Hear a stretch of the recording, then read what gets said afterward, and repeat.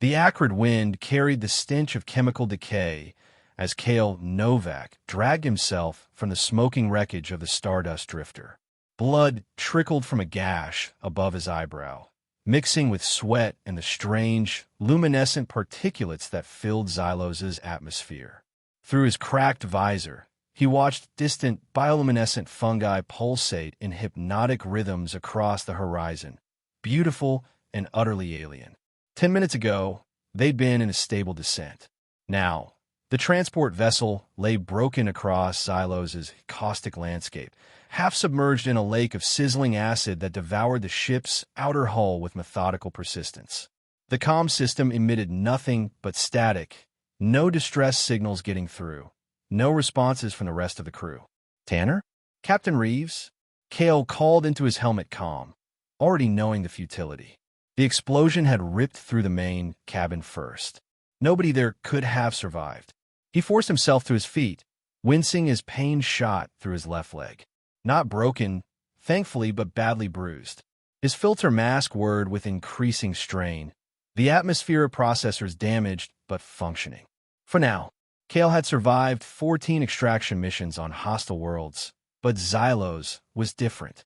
This forgotten planet existed only in classified reports and spacer myths. A failed terraform experiment, a biological weapons testing ground, or something worse. The official record marked it uninhabitable after a devastating biowarfare incident centuries ago. The surface rendered toxic by weaponized microorganisms that had mutated far beyond their original design. Yet the Stardust Drifter had received a distress signal, clear enough to pinpoint coordinates, garbled enough that the content remained mysterious. The promise of salvaging valuable ancient tech from the abandoned laboratory had been too tempting for Captain Reeves to ignore. Now that decision had cost the lives of everyone except Kale. He mentally inventoried his survival gear, damaged but functional exosuit with 12 hours of filtered air, emergency medkit, multi-tool, and standard-issue plasma cutter. No food, no water purifier, and Kale patted his empty holster. No weapon. The crash site offered nothing but twisted metal and the steady hiss of acid consuming the ship's remains. Kale would need to find shelter before nightfall, when temperatures would plummet and Xylos's nocturnal predators, if they existed, would emerge. The navigation system in his suit indicated the signal's origin point lay roughly 5 kilometers northeast, where a cluster of ruined structures rose from the fungal forest like broken teeth. Kale programmed the coordinates and began his trek, each step careful on the treacherous terrain. Massive shelf fungi, some larger than transport vessels, created natural canopies that glowed with bioluminescent patterns. The ground beneath squelched with each footfall, not mud, but some living, reactive biofilm that rippled outward from the pressure. He'd been walking for nearly an hour when the first warning signs appeared. Fresh marks in the spongy ground. Not footprints exactly, but organized depressions that suggested something large had moved through recently. And purposefully, Kale froze when he spotted the structure. Not part of the distant ruins, but a smaller outpost nestled beneath a particularly massive fungal formation. It appeared both ancient and somehow maintained. Corroded metal walls partially reclaimed by the fungal growth, yet certain sections showed evidence of repairs. A perfect shelter for the night, if it wasn't already occupied. As he approached, his suit's sensors detected a power signature, faint but unmistakable. Technology still functioning after centuries of abandonment? Impossible. Someone, or something, was here. Kale readied his plasma cutter. A tool, not a weapon, but its focused beam could cut through most materials, including flesh, if necessary. The entrance was partially obscured by hanging tendrils of phosphorescent fungi. Kale pushed them aside and stepped into the darkness. His helmet lights automatically activated, illuminating a space that defied his expectations. The interior showed signs of habitation, not the temporary kind, but years of adaptation and modification. Ancient technology had been repurposed, botanical specimens cultivated in carefully maintained hydroponic units, and strange organic-looking tech interfaces lined one wall.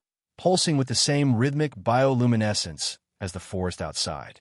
"Hello," Kale called out, immediately regretting breaking the silence.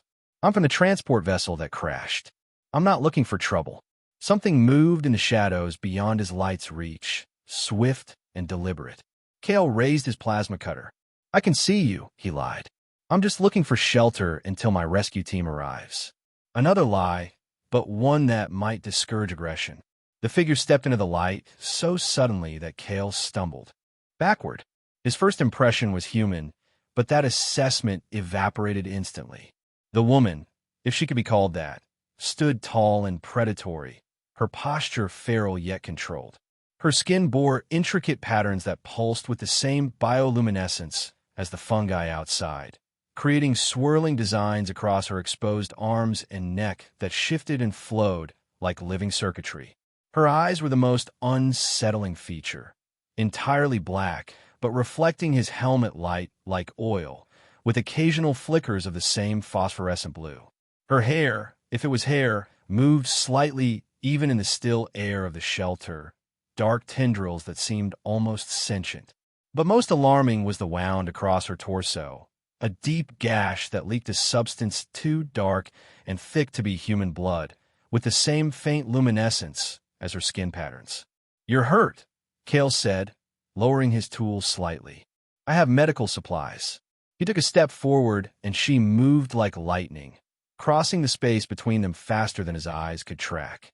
One moment she stood 3 meters away, the next her face was inches from his visor, one hand gripping his wrist with crushing force, forcing the plasma cutter toward the floor. "Touch me again, human," she hissed, her voice layered with harmonics that no human vocal cords could produce, "and I'll show you a monster you won't survive."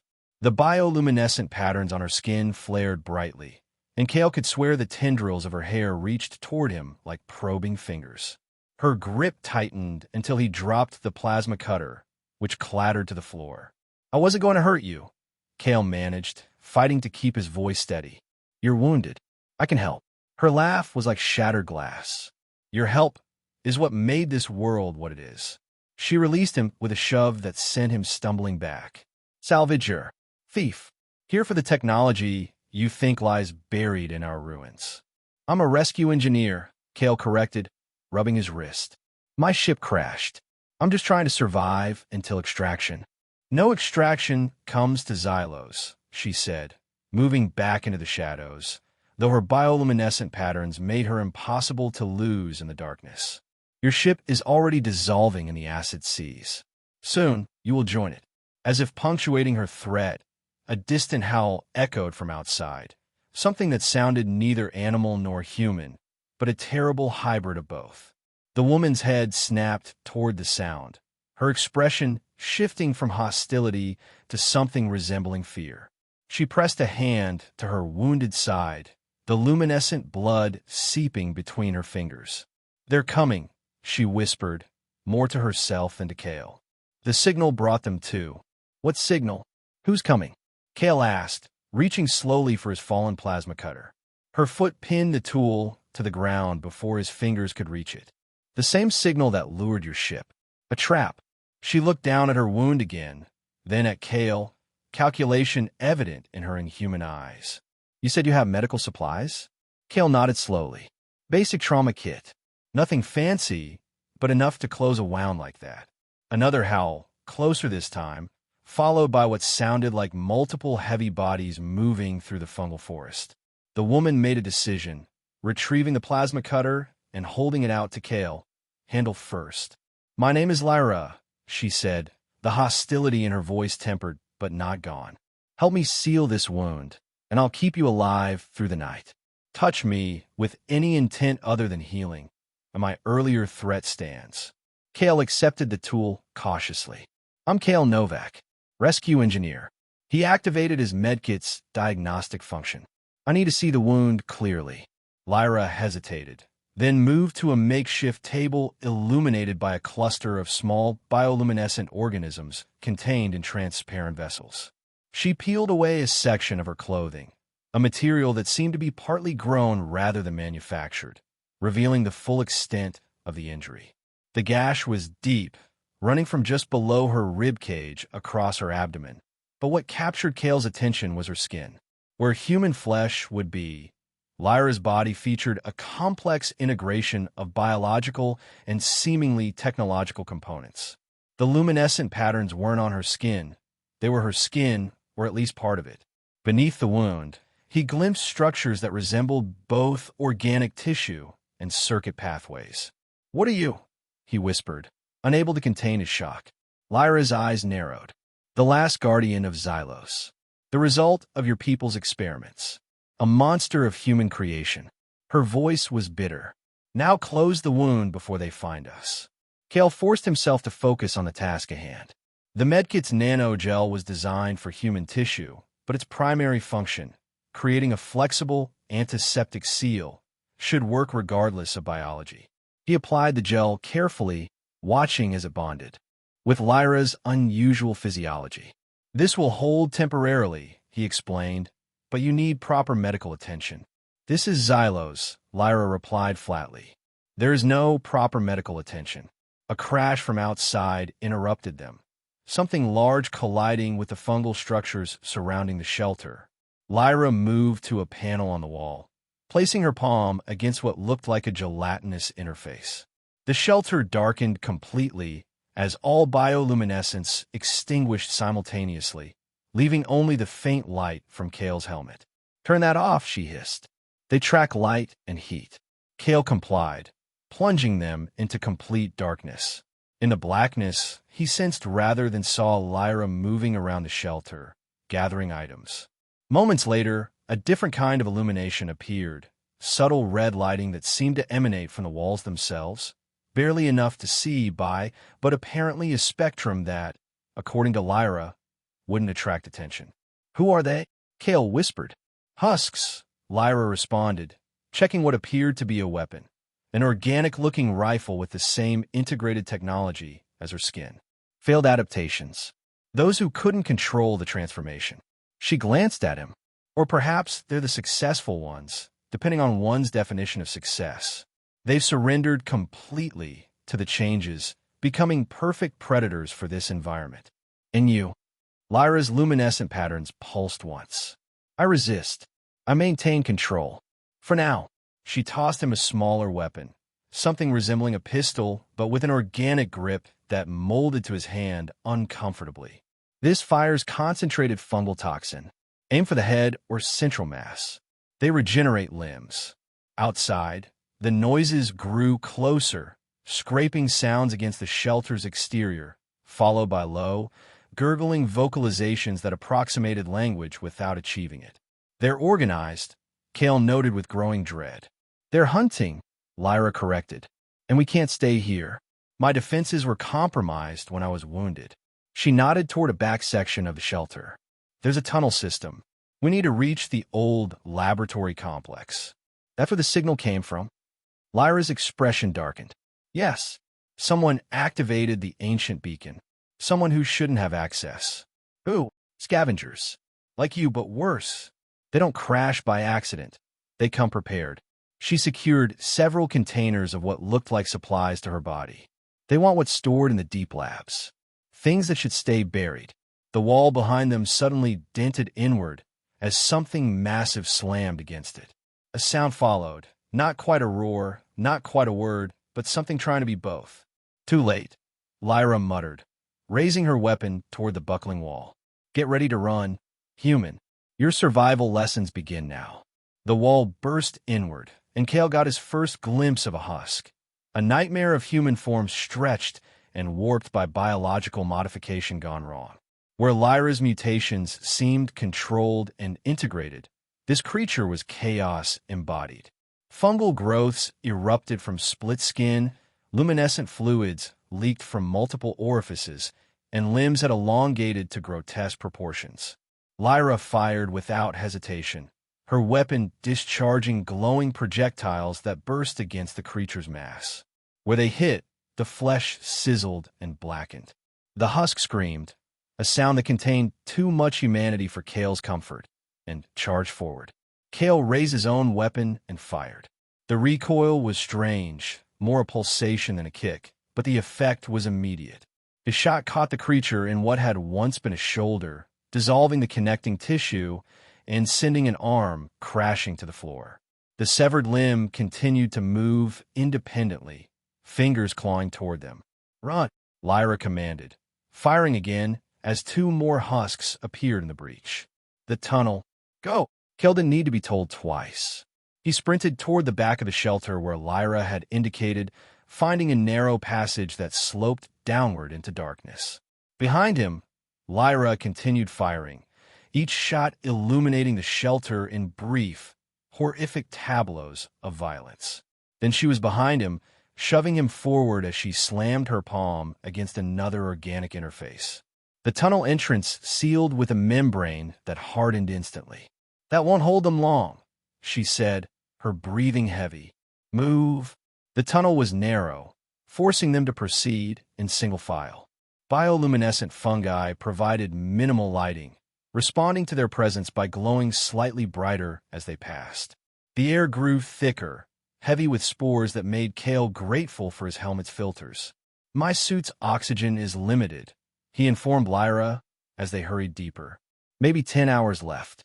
If we're not somewhere safe by then, oxygen will be the least of your concerns," she replied without looking back. They continued in silence. For several minutes, the sounds of pursuit gradually fading. The tunnel eventually opened into a larger underground cavity, a natural cavern enlarged and modified with the same hybrid organic technological architecture as Lyra's shelter. "Rest," she commanded, indicating a relatively flat area. 2 minutes. Cale gratefully leaned against a wall, watching as Lyra checked her wound. The nanogel seal was holding, but luminescent fluid still seeped around its edges. "You're still bleeding," he observed. "I'll manage." She glanced at him critically. "You're injured too." "Forehead." Cale touched his brow, finding the gash had reopened. "It's nothing." Lyra approached, her movements cautious but no longer overtly threatening. "Your blood will attract them. They smell weakness." Without asking permission, she pressed her fingers to his wound. The touch burned briefly, then numbed. When she withdrew her hand, Cale felt the wound sealing. "What did you do?" "My biology produces natural sealants. Useful for survival." She wiped her fingers on her clothing. "Don't worry, I won't infect you. Not through such minimal contact." "Infect me," Cale repeated, suddenly concerned. Lyra's expression was unreadable. "This world changes everything it touches, eventually. The air you breathe, the surfaces you contact, all carry the legacy of what was done here. Your suit protects you. Mostly." Before Cale could press further, distant sounds echoed through the tunnel they'd left, the unmistakable noises of pursuit. "They're following the biochemical trail," Lyra explained, already moving toward another passage. "We need to reach the laboratory. There are protocols there I can activate, defenses." "The same laboratory my ship was heading toward?" "Yes." "The signal origin." Lyra paused at a junction of passages, seeming to sense something Cale couldn't perceive. "Something valuable enough that your people would risk coming to Xylos.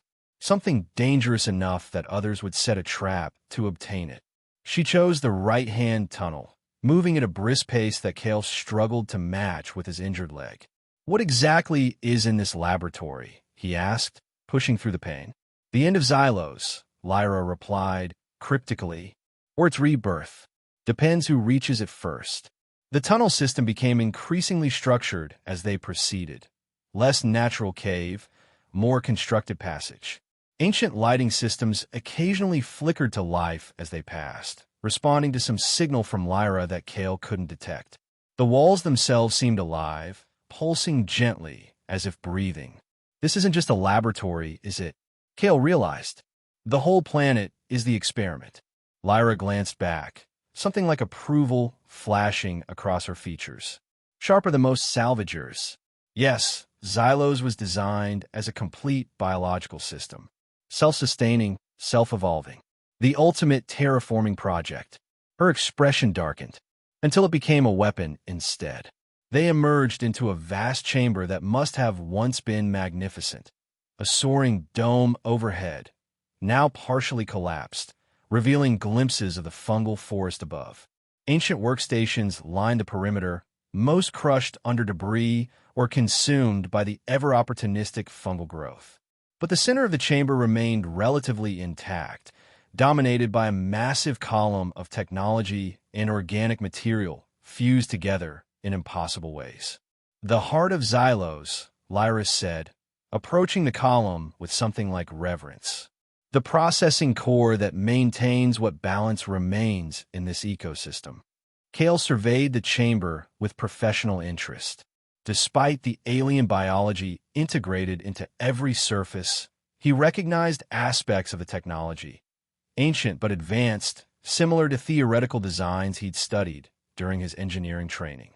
"This is Genesis-class terraforming tech," he said, moving closer to an intact console. "It's not just theoretical. They actually built it and weaponized it," Lyra added bitterly. She placed her palm against an interface on the central column. The entire structure illuminated, patterns of light racing through its components. Kale watched in fascination as Lyra communicated with the system, her bioluminescent patterns synchronizing with the column's pulsations. Her eyes closed in concentration, the tendrils of her hair moving with greater animation. "What are you doing?" he asked quietly. "Activating the defensive protocols," she replied without opening her eyes. "And searching the system logs. Someone accessed this chamber recently. Someone who shouldn't have the genetic keys." A sound from one of the tunnel entrances snapped Kale's attention away from the spectacle. He raised his organic pistol, aiming at the darkness. "We've got company." "Hold them off," Lyra commanded, her voice strained. "I need more time." The first husk emerged from the tunnel mouth, moving with unsettling speed despite its malformed body. Behind it came two more, then three, a coordinated pack of predators.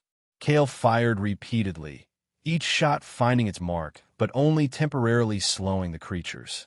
"Lyra," he called urgently. "There are too many." When she didn't respond, he risked a glance back.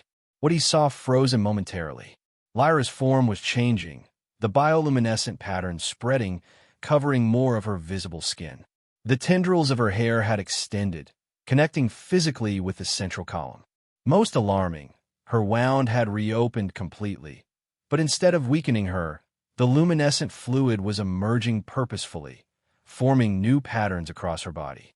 Kale had no time to process this transformation. A husk lunged at him, forcing him to dive sideways. He rolled and came up firing, but his weapon clicked empty. The creature barreled toward him, jaws distended to reveal row upon row of needle-like teeth. Something slammed into the husk from the side, sending it crashing into a defunct workstation. Kale looked up to see Lyra, or what Lyra had become. Her transformation had progressed further, her limbs elongated, her fingers extended into razor-sharp appendages that glowed with the same bioluminescence as her skin patterns. Her eyes were entirely luminous now, and when she spoke, her voice resonated with multiple harmonics. "I warned you about the monster," she said, not to Kale but to the husks that now hesitated at her display of power. "This is what control looks like." She moved impossibly fast, tearing through the first husk with her transformed hands. The creature's body disintegrated where she touched it, as if her bioluminescence carried some destructive property. The remaining husks attacked en masse, but Lyra was ready. The tendrils of her hair whipped forward like living weapons, piercing and dissolving flesh on contact. Kale scrambled for cover, simultaneously terrified and awestruck by Lyra's transformation. This was what she had meant, the monster within that she controlled, that she feared becoming permanently. The battle was brief but brutal. When it ended, Lyra stood among the dissolving remains of the husks, her transformed body slowly returning to its more human configuration. The luminescence receded, the tendrils retracted, and her eyes gradually returned to their earlier state, still inhuman, but less overtly monstrous. She stumbled, suddenly weakened, and Kale rushed forward to catch her before she collapsed. She stiffened at his touch, but didn't pull away. "That was—" he began, lacking words to describe what he'd witnessed. "What I am," she finished, her voice returning to normal.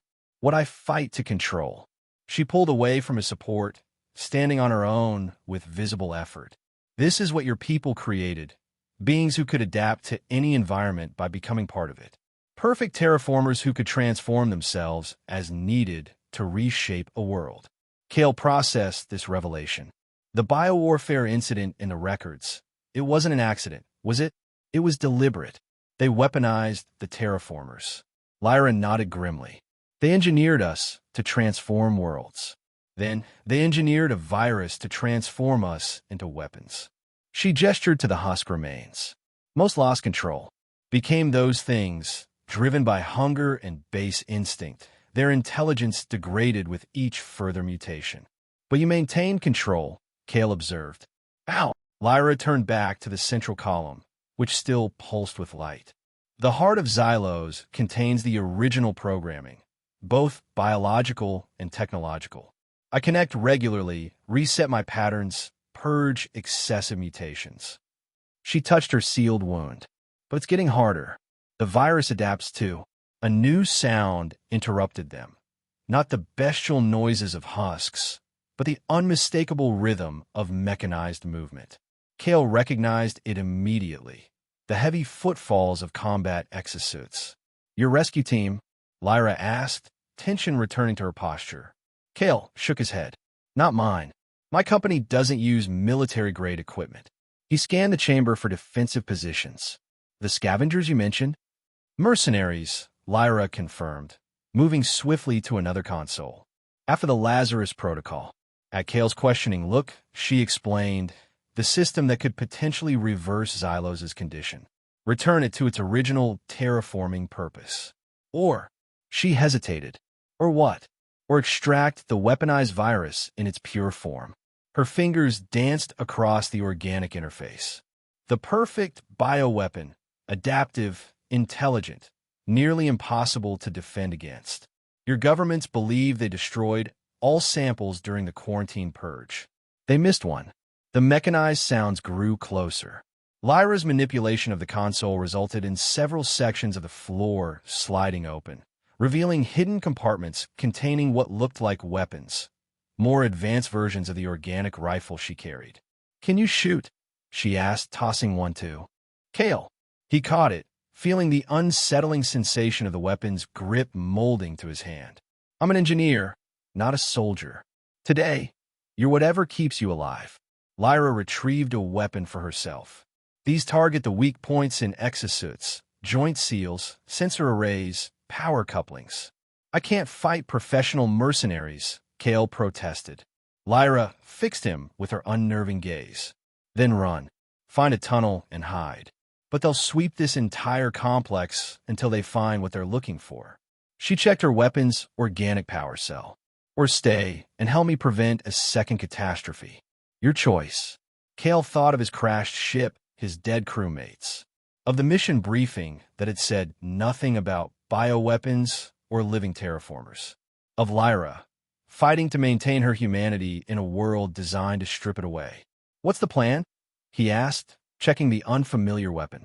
Something like respect flickered across Lyra's features. I've activated the lab's defense systems, but they're degraded after centuries of minimal maintenance. We need to reach the central research vault and activate the containment protocols before the mercenaries can access the primary samples. And if we don't, then they extract the original virus strain and leave with the ability to turn any world into another Xylos. Lyra's expression hardened. Or they accidentally release the concentrated strain here, and even I won't be able to maintain control during the resulting mutation surge. The first mercenary appeared at the chamber's main entrance, a hulking figure in a sealed exosuit carrying a plasma rifle far more powerful than Kale's emergency cutter. The suit design was unmarked, professional grade, with modifications that suggested extensive combat experience. Lyra pulled Kale behind the central column as plasma fire sprayed across the chamber. Direct hit from that will vaporize you, she warned. Even I would struggle to regenerate. Terraforming engineer. A voice boomed through the mercenaries' external speakers. We detected your distress signal. We're here to extract survivors. Kale looked questioningly at Lyra, who shook her head vehemently. Another trap? She whispered. They know a transport crashed. They're hoping to use any survivors to gain cooperation. This facility contains dangerous biocontaminants, the voice continued. We need to secure you for proper decontamination procedures. Kale chanced a quick glance around column. 3 mercenaries had entered the chamber, with sounds suggesting more in the tunnels. Their positioning was tactical, professional. These weren't amateur scavengers, but trained operatives. The research vault, he whispered to Lyra. Where is it? She pointed to a sealed doorway on the far side of the chamber. Through there, down 2 levels. But we'll never reach it with direct approaches. Kale examined what he could see of the chamber's architecture. These old Genesis-class facilities usually had maintenance ducts running parallel to the main corridors. Engineer access points. He indicated barely visible panels along the walls. Can you interface with the system to show us the full schematics? Lyra nodded, placing her palm once more against the central column. Her eyes unfocused briefly as information transferred. You're right. There's an access point behind the secondary processing node, but it's on the other side of the chamber. We need a distraction, Kale decided. He unclipped a small device from his utility belt, a compact atmospheric sampler with a limited propulsion system for collecting data in hazardous environments. With quick modifications using his multi-tool, he reprogrammed its navigation parameters and removed its safety limiters. On my signal, he told Lyra, be ready to run for that access point. He indicated a barely visible panel approximately 20 meters away, near a collapsed section of the ceiling. Lyra nodded, tension evident in her coiled posture. Kale took a deep breath, aimed the modified sampler toward the opposite side of the chamber, and activated it. The device shot away, propellant firing erratically due to his modifications. It pinged loudly off several surfaces before exploding with a satisfying bang against a far wall.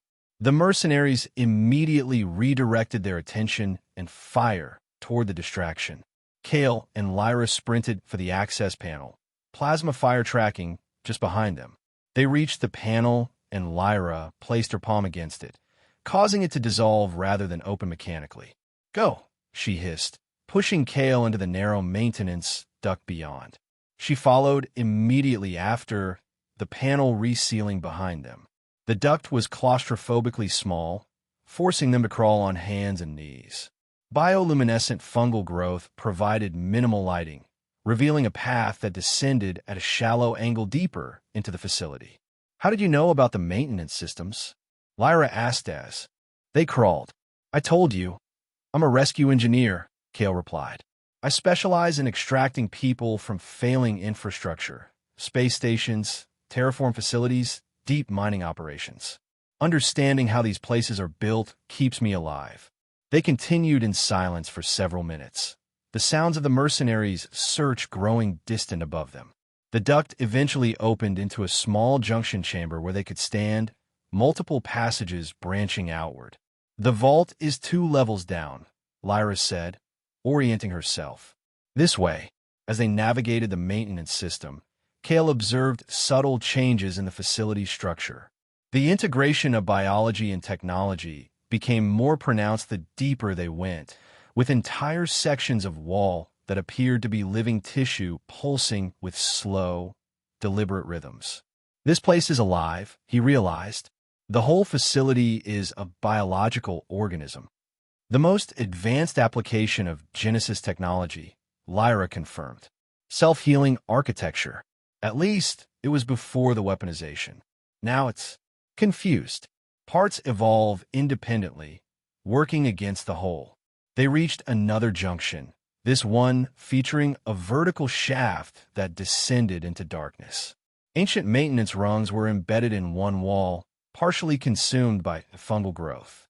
Down there, Kale asked dubiously, testing the nearest rung with his weight. 2 levels, Lyra confirmed. I'll go first. These structures respond to my biology. They might strengthen for me.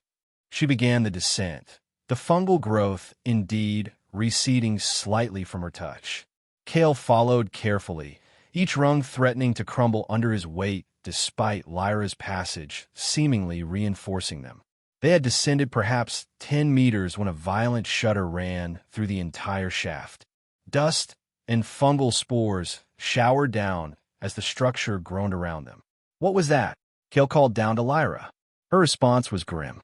"They're using breaching charges. Military grade. They're not bothering with subtlety anymore." Another explosion rocked the shaft, dislodging one of the rungs just as Kale placed his weight on it. He lost his grip, falling several meters before managing to catch himself. Pain shot through his already injured leg as he collided with the shaft wall. "Kale," Lyra called up. "We're almost there. Can you make it?" He gritted his teeth against the pain. "No choice, is there?" The final meters of the descent were agonizing, but they finally reached the bottom of the shaft. This deep in the facility, the merger of technology and biology was absolute. Walls pulsed with visible circulatory systems. Floors reacted to their footsteps like living tissue, and the lighting emanated from structures that resembled organs rather than fixtures. Lyra led them through a series of increasingly secure areas, each requiring her biological signature to pass. The mercenaries' explosions continued above, growing more distant as they penetrated deeper into the facility's protected core. Finally, they reached an imposing doorway unlike the others, less organic, more traditionally secure, with ancient but clearly military-grade containment protocols. "The research vault," Lyra announced, placing both palms against the interface panels. "Where it all began, and where it will end."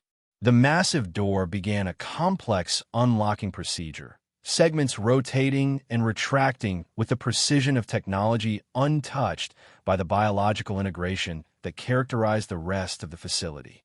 As it opened, cold air rushed out. The interior maintained at lower temperatures to preserve its contents. The vault beyond was surprisingly small and conventional. A stark laboratory space with familiar equipment arranged around a central stasis chamber.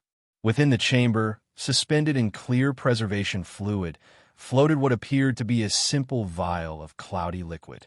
"That's it?" Kale asked incredulously. "That tiny sample caused all this?" "The original strain," Lyra confirmed, moving to a control console. "Pure, untainted by evolution or adaptation. The template from which all of Xylos's current biology derives." She began activating systems, ancient screens flickering to life. "Including me." Kale approached the stasis chamber cautiously. "So what's the plan?" "Destroy it." Lyra's hands paused over the controls. "That's one option, the one most would choose." She looked up at him, conflict evident in her inhuman eyes. "But there's another possibility." Understanding dawned on Kale. "The Lazarus Protocol. You said it could potentially reverse Xylos's condition." "Theoretical," Lyra emphasized. "Never tested. It might restore the planet's original terraforming directives, reset the biological systems to their pre-weaponized state." She gestured to her own body. "It could stabilize beings like me, prevent further degradation into husks. Or," Kale prompted, sensing her hesitation, "or it could trigger a catastrophic collapse of the entire ecosystem. Xylos has been adapting for centuries. Forcing it back to its original state might destroy everything." Another explosion, much closer, shook the vault. Dust rained from the ceiling. "We don't have much time," Kale said. "What do you want to do?" Lyra's gaze shifted between the sample and the control panel, centuries of isolation and responsibility weighing in her decision. "The mercenaries want the sample to weaponize. If we destroy it, we prevent that future. But we also destroy any hope for Xylos. And if we use the Lazarus Protocol, then we risk everything on an untested theory, but with a chance, however small, of healing this world." Her luminescent patterns pulsed with her agitation. "I've maintained my vigil here for so long, watching my kind degrade into husks, fighting my own transformation. For what? To be the last witness to a failed experiment." The vault door shuddered as something heavy impacted it from the other side. "They're coming through," Kale warned. Lyra made her decision. "Help me prepare the Lazarus sequence. If we're going to risk everything, Let's at least do it properly. Kale moved to her side at the control panel. What do you need? The protocol requires calibration to current biological parameters. I can provide mine, but we need a baseline, pure human genetics. She looked at him. Your DNA. Kale hesitated only briefly before removing his glove. How do we do this? Place your hand here. Lyra indicated a recess in the console that looked disturbingly organic. It will extract a small sample. It will hurt. Kale placed his hand in the recess. Immediately, needle-like protrusions pierced his palm. He gritted his teeth against the sharp pain as the system drew blood and tissue samples. The console hummed as it processed the genetic information, ancient screens displaying complex molecular structures that shifted and recombined as the analysis progressed. Baseline established, Lyra announced, her fingers dancing across the interface. Now, my contribution. She placed her own hand in a different recess. Unlike Kale's experience, her connection appeared seamless. The console's materials flowing around her hand like liquid, her bioluminescent patterns synchronizing with the system's pulsations. Hybrid genetics accepted, she reported. Final component, the original strain. The stasis chamber containing the sample vial began to rotate, mechanical arms extending to manipulate its contents. With precise movements, a minute amount of the cloudy liquid was extracted and transferred to an analysis chamber within the console itself. Lazarus protocol parameters established, Lyra announced. Her expression was solemn as she looked at Kale. Once initiated, there's no stopping the sequence. The protocol will cascade through Xylos's biological network. Whatever happens, happens. The vault door buckled inward as another explosion detonated against it. Do it, Kale urged. Before they break through, Lyra's hand hovered over the final activation control. If this fails, if we've miscalculated, promise me something. Her eyes locked with his. Don't let them take the sample. Destroy everything, including me if necessary. Lyra, promise me, Kale. I won't become their weapon. He nodded gravely. I promise. Lyra activated the protocol. The console hummed with increasing intensity, lights racing through its circuitry. The sample in the analysis chamber began to glow, its cloudy appearance clarifying to become brilliantly luminescent. The vault door finally gave way, crashing inward as 3 mercenaries stormed through, weapons raised. Step away from the console, the lead mercenary commanded through his exosuit speakers. Hands where we can see them. Kale raised his hands slowly, positioning himself between Lyra and the intruders. You're too late. The protocol is already active. The lead mercenary advanced, weapon trained on Kale. What have you done? His helmet turned toward the glowing sample.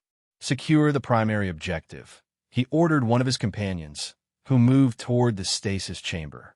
I wouldn't touch that if I were you, Lyra warned, still connected to the console. The Lazarus sequence is destabilizing the containment field. The mercenary hesitated, then continued forward, reaching for the sample. The moment his gloved hand touched the stasis chamber, a surge of energy pulsed through the system. The mercenary screamed as his exosuit's systems overloaded, sparks erupting from the joints. He collapsed, twitching, as the suit's power core failed catastrophically. Last warning, the lead mercenary growled, his weapon now pointed directly at Lyra's head. Shut it down now, or... His threat was cut short as the entire facility shuddered violently. Not the focused impact of an explosion, but a pervasive tremor that seemed to originate from the structure itself. The walls pulsed rapidly there, biological components responding to some unseen stimulus. What's happening? Kale asked, bracing himself against the console. Lyra's expression was one of wonder and fear. The Lazarus protocol. It's spreading through the facility's biological network, faster than I anticipated. Her own bioluminescent patterns flared brightly, resonating with the energy surging through the systems. I can feel it. Recoding, restructuring. The lead mercenary fired in panic, his plasma bolt striking Lyra in the shoulder.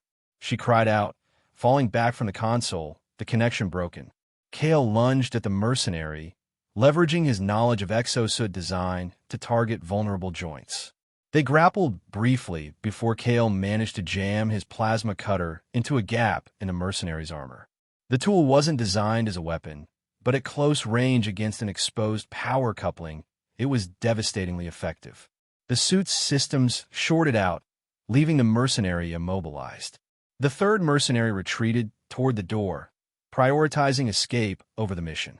The facility's convulsions intensified, sections of ceiling collapsing as the structure writhed like a living organism in pain. Kale rushed to Lyra's side.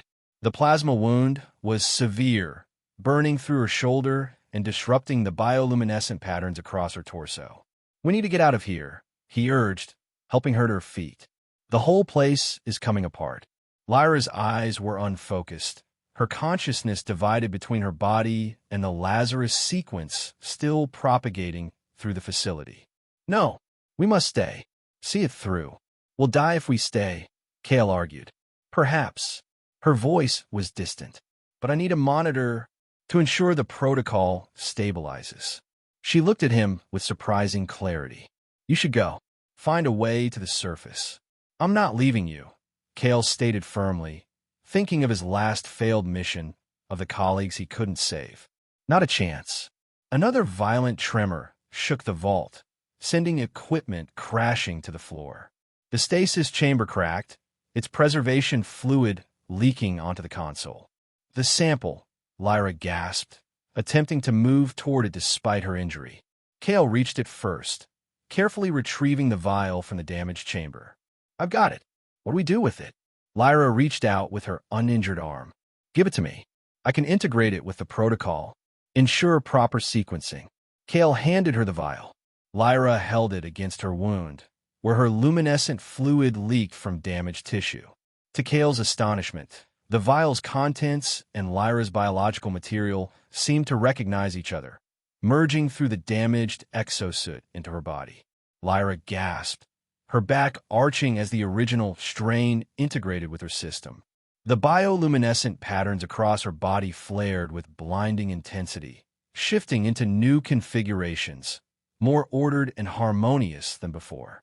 "Lyra," Kale called out, alarmed by her reaction. When her eyes opened, they glowed with the same bright clarity as the sample had. "It's working," she whispered. "I can feel the reversion cascading through the biological network." Her expression became pained. "But the facility can't handle the strain. The corruption is too deep, too pervasive." As if confirming her assessment, another section of ceiling collapsed, blocking the entrance to the vault. The maintenance shaft they had used to reach this level was likely similarly compromised. "Is there another way out?" Kale asked, supporting Lyra as she struggled to stand. She nodded weakly. "Emergency evacuation tube, designed for rapid sample transport in case of containment breach." She pointed to a previously invisible seam in the wall that was now dilating open, revealing a narrow chute. "It leads to the surface. Will hold both of us." "It must," Lyra replied grimly. "We created this chaos. We should witness the outcome." Supporting Lyra, Kale helped her to the evacuation tube. The opening was barely large enough for one person, let alone two. "You first," he insisted. "I'll follow." Lyra shook her head. "Together." The tube responds to biological signatures. "Without me, it won't function for you." Another violent convulsion rocked the facility. The ceiling began to give way completely. "Now!" Lyra shouted. They squeezed into the tube together, Kale wrapping his arms around Lyra to minimize their combined width. The moment they were inside, the tube sealed behind them and activated. The journey to the surface was a disorienting blur of acceleration and pressure as the evacuation system propelled them upward through the facility's levels. Kale held tightly to Lyra, feeling her transformed biology pulse against him with each passing second. They burst from the tube onto the surface of Xylos, landing roughly amid a landscape in chaos. The massive fungal structures were transforming before their eyes, patterns of bioluminescence racing across their surfaces like wildfire. The acidic seas bubbled and churned, their caustic nature seemingly neutralized by some spreading agent. Most spectacular was the sky, the toxic atmosphere swirling with brilliant auroras as airborne compounds reacted to the spreading Lazarus effect. The air felt different, cleaner, though Kale wasn't ready to remove his helmet to test this impression. Lyra stood unsteadily, her wounds still severe, but her expression transfixed by the transformation occurring around them. "It's working," she breathed. "The protocol is rewriting the corrupted directives, returning Xylos to its intended purpose." "Will it last?" Kale asked, supporting her as they moved away from the unstable ground around the laboratory entrance. "Unknown," Lyra admitted. "The damage was extensive, centuries of corruption, but the original programming was elegant, resilient. It might find equilibrium." They made their way to higher ground as the landscape continued its rapid metamorphosis. From their vantage point, they could see for kilometers in every direction.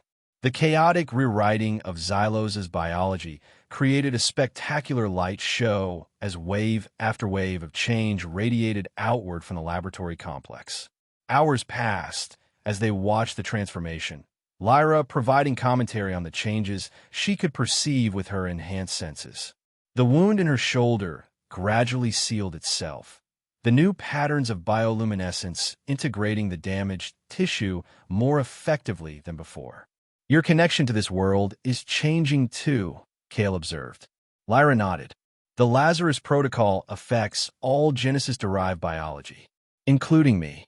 She examined her hands, where the luminescent patterns had stabilized into more symmetrical, harmonious designs. "I feel clearer. The constant struggle against degradation has eased." As night fell, the full extent of the transformation became visible. The bioluminescent ecosystem now pulsed with coordinated rhythms rather than the chaotic patterns of before. The fungal forest had restructured, becoming less predatory and more supportive of broader biological diversity. In the distance, what had been an acidic sea now glowed with a gentle blue luminescence, its caustic nature neutralized. "It's beautiful," Kale admitted, finally removing his helmet as his suit's atmospheric sensors confirmed the air was now breathable, still alien, but no longer toxic. Lyra smiled, the first genuine smile he had seen from her. This is what Xylos was meant to be, a self-healing, adaptive world, not a weapon, but a cradle for new forms of life. "What happens now?" Kale asked. "To you, to this place?" "Xylos will continue to heal, to find its new equilibrium," Lyra replied. "The process may take years, decades even, but the foundation is restored." She looked at her hands again, the transformed biology now fully integrated. "As for me, I am neither the guardian of a failed experiment nor a weapon waiting to be exploited. I am something new." "And the other husks? Will they change too?" Lyra's expression sobered. "Those too far gone, likely perished in the initial rewrite. But others, those with enough intact original programming, might find themselves restored as I have been." She gazed toward the horizon. "I need to find them, help them navigate this transition." "Alone?" Kale questioned. Lyra turned to him, studying his face with her luminous eyes. "That depends on you, human. Your ship is destroyed. Your mission failed or succeeded beyond its parameters, depending on your perspective.